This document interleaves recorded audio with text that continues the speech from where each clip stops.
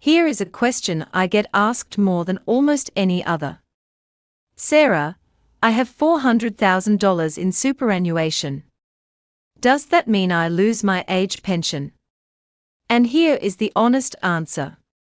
It depends entirely on one thing that most Australians do not realise exists. It is called the accumulation phase and the pension phase. And the difference between the two can mean thousands of dollars a year.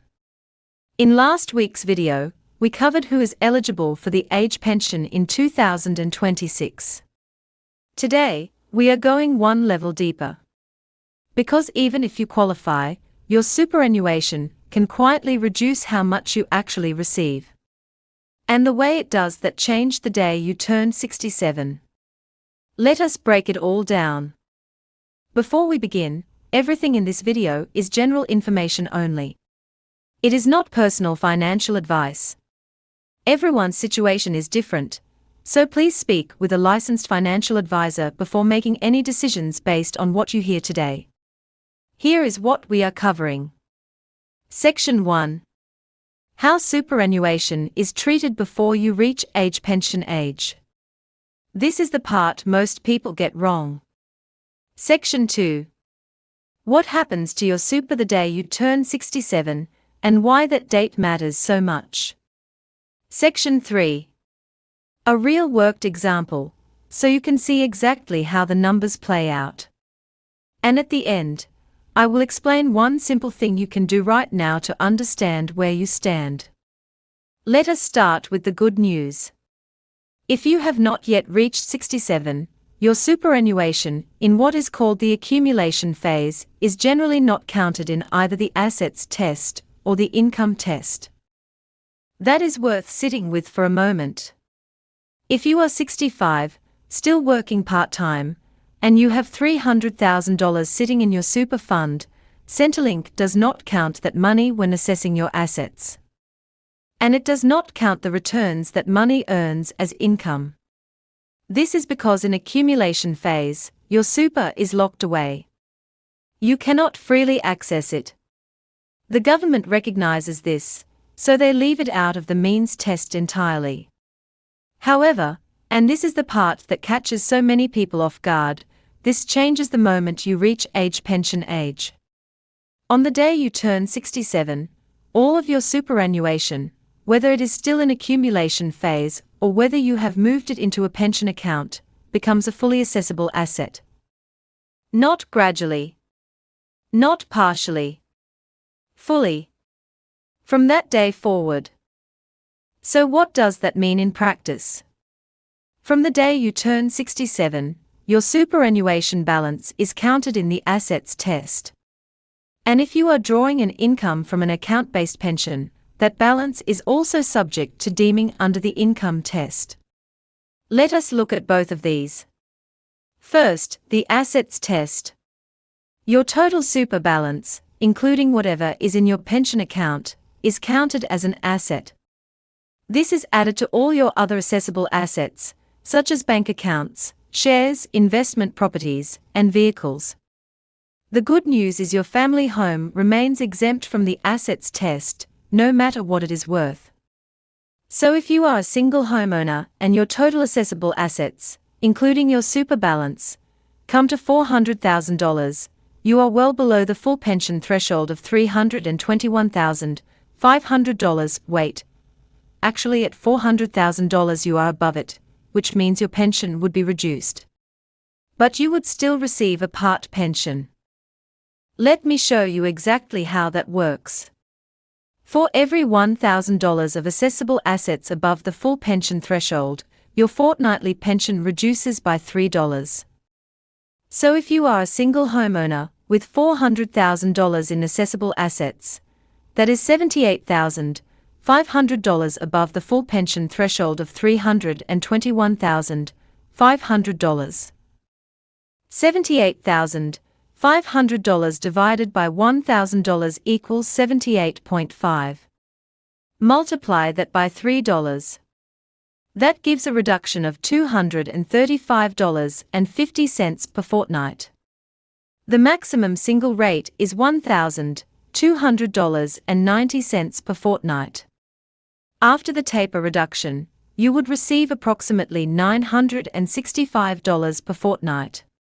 That is still over $25,000 a year. And here is what many people miss.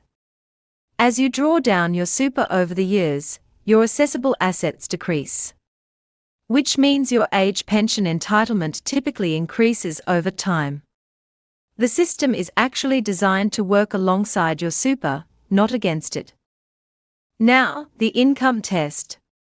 This is where deeming comes in, and this is the part that surprises most people. Once you reach pension age, your superannuation balance, whether it is in accumulation or pension phase, becomes what Centrelink calls a financial asset. And financial assets are subject to deeming. Deeming means Centrelink assumes your financial assets earn a set rate of return. They do not look at what your super actually earned. They apply their own rate regardless. As of March 2026, the deeming rates are 1.25% on the first portion of your financial assets, and 3.25% on everything above that threshold. For a single person, the lower rate applies to the first $64,200 of financial assets. For couples combined, the first $106,200. So let us use a real example. If you are single and your super balance is $300,000, Centrelink would apply deeming like this. The first $64,200 is deemed to earn 1.25%. That is $802.50 per year. The remaining $235,800 is deemed to earn 3.25%. That is $7,663.50 per year. Total deemed income from your super, $8,466 per year, or $325.62 per fortnight. The income-free area for a single person is $218 per fortnight. Your deemed income of $325.62 is $107.62 above that. At 50 cents per dollar, your pension reduces by $53.81 per fortnight under the income test. Centrelink then runs both tests, the assets test and the income test, and pays you the lower result. Let me walk you through a real example to bring all of this together. Meet Margaret. She is 68 years old. She owns her home outright, which is worth $650,000. She has $280,000 in her superannuation account-based pension. She also has $25,000 in a bank savings account. Her assessable assets are $280,000 in super plus $25,000 in the bank. Her home is exempt. Total assessable assets, $305,000. The full pension threshold for a single homeowner is $321,500. Margaret's assets of $305,000 are below that threshold. Under the assets test, Margaret qualifies for the full pension. Now let us check the income test. Margaret's financial assets for deeming purposes are $305,000 total. The first $64,200 is deemed at 1.25%. That is $802.50 per year. The remaining $240,800 is deemed at 3.25%. That is $7,826 per year. Total deemed income, $8,628.50 per year, which is $331.87 per fortnight. The income-free area is $218 per fortnight. Margaret is $113.87 above that. At 50 cents per dollar, her pension reduces by $56.94 per fortnight under the income test.